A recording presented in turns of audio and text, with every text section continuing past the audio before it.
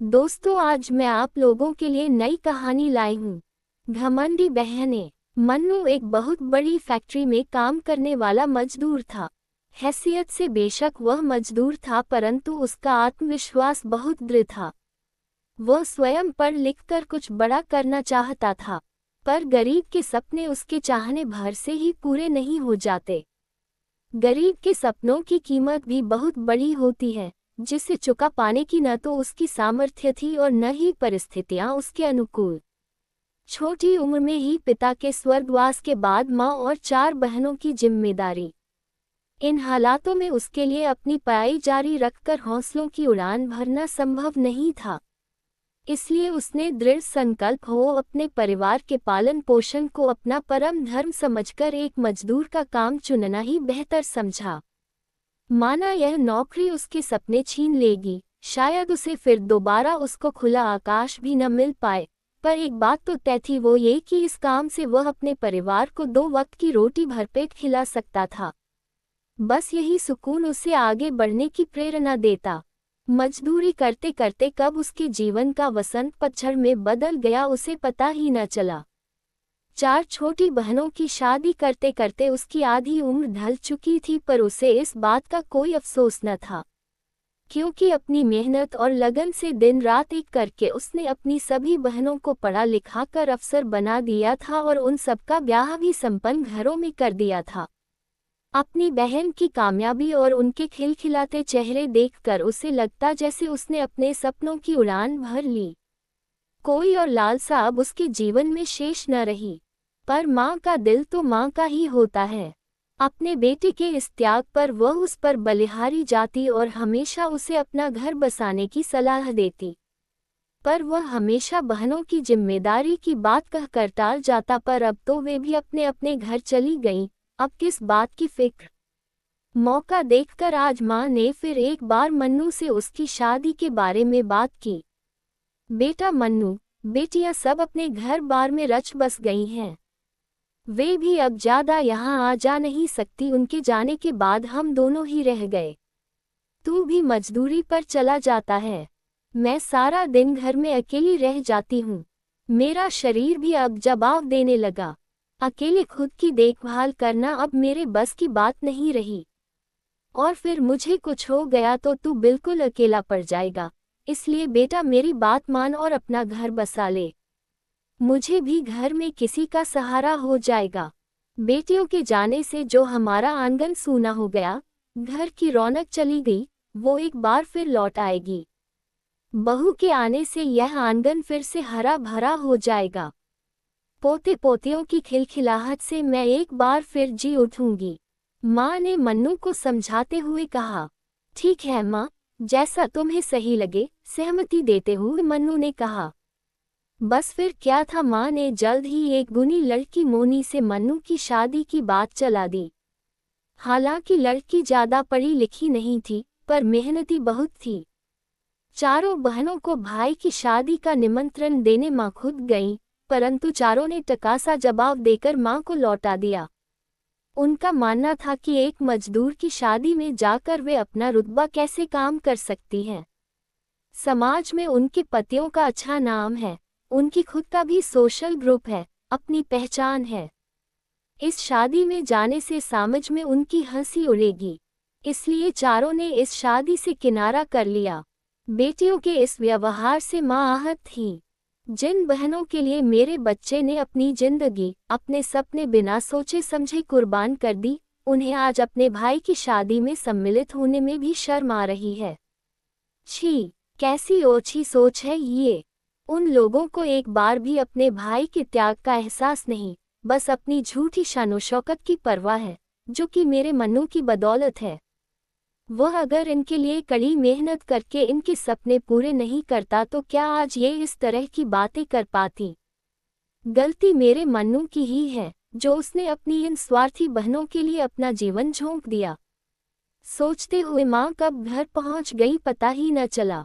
माँ को इस तरह निढाल सा देखकर मन्नू चिंतित हुआ।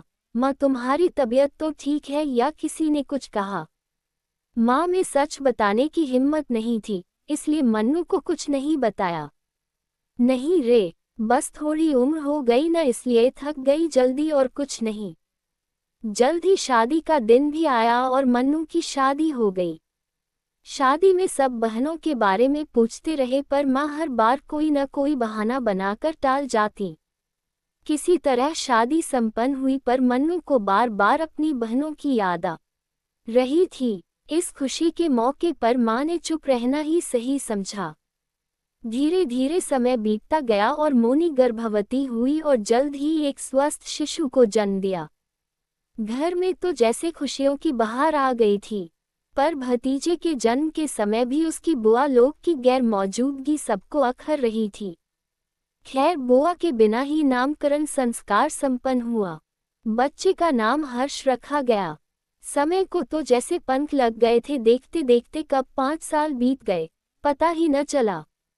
मन्नू अपने परिवार के साथ सुखद और संतोषी जीवन व्यतीत कर रहा था, पर उसकी इस खुशी को शायद किसी की बुरी नज़र लग गई थी।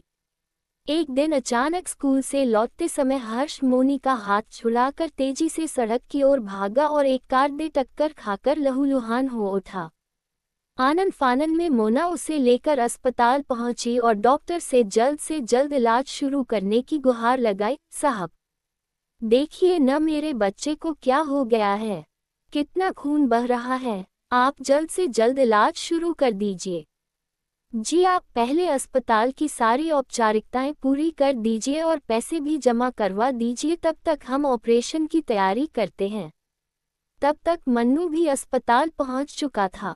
उसने फीस के बारे में पूछा तो सकते में आ गया। 2 लाख रुपए, इतनी बड़ी रकम मैं कहाँ ले लाऊंगा, मन्नू चिंतित हो उठा। मोनी ने बिलखते हुए कहा, मुझे कुछ नहीं पता, आप कैसे भी पैसों का इंतजाम कीजिए और मेरे हर्ष को बचा लीजिए। मैं जीवन में आपसे कभी कुछ नहीं मांगा, पर आज मेरे बच्चे की जिंदगी मांगती हूँ। मोनी ने दुहाई दी। मन्नू भी किसी भी कीमत पर हर्ष को बचाना चाहता था, पर वास्तविकता से अनजान नहीं था वो। 2 लाख तो दूर, उसके लिए 20,000 जुटाना भी संभव नहीं था। ऐसे में उसे अपनी बहन बहनोइयों की याद आई। वे लोग जरूर उसकी मदद करेंगे। वह डॉक्टर को समय पर पैसे जमा करने का आश्वासन देकर तुरंत बहनों के घर की ओर भागा। भतीजे की हालत सुनकर पसीजना तो दूर, किसी ने झूठी सहानुभूति भी न दिखाई। उल्टा सबने ये कहकर उसे बाहर का रास्ता दिखा दिया कि तुम्हारी आमदनी तो ज्यादा है नहीं, जमा पूंजी कुछ नहीं। तुम्हारी पूरी कमाई तो दैनिक जरूरतों को पूरी करने में खत्म हो जाती है, ऐसे में तुम हमारा उधार कैसे चुकाओगे। मन्नू बहुत गिड़गिड़ाया। उनकी पाई चुकाने की दुहाई दी, पर किसी के कान पर जूं भी न रेंगी। उसने भाई बहन के रिश्ते का वास्ता दिया, पर किसी को कोई फर्क न पड़ा। एक बहन ने तो 2 टूक कह दिया कि गरीब का कोई रिश्ता नहीं होता, अगर उसके पास कुछ होता है तो वह है उसकी लाचारी। बहनों की बातों से आहत होकर मन्नू ने कारखाने मालिक से उधार लेने की सोची, पर वहां भी निराशा ही हाथ लगी। पैसों के इंतजाम के लिए भटकते भटकते पूरी दिन बीत गया, पर उसके हाथ खाली ही रहे। निराश होकर वह अस्पताल लौटा, डॉक्टर से ही अपने बच्चे की जान बचाने की भीख मांगी। उसने डॉक्टर को आश्वासन दिया कि आप मेरे बच्चे का जान बचा दीजिए, मैं और मेरी पत्नी आपकी सेवा आजीवन करेंगे। डॉक्टर को मन्नू की दशा पर दया आई। उसने अपने पैसे लगाकर हर्ष का इलाज किया और हर्ष कुछ दिन बाद स्वस्थ हो गया। आज उसने खुद को जितना लाचार महसूस किया, उतना तो अपने सपने बिखरते देखकर भी नहीं किया था। अपने सपने टूटने पर भी अपनी बहनों के सपने पूरे करने का संतोष और खुशी थी उसे।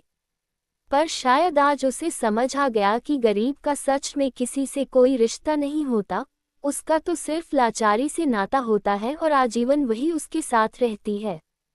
रिश्ते नातों का असली मतलब शायद आज उसकी बहनों से सिखा दिया था। दोस्तों, जो संकट के समय साथ देता है वही अपना होता है। मेरे प्यारे दोस्तों, मेरे चैनल को लाइक और सब्सक्राइब करना न भूलें। धन्यवाद।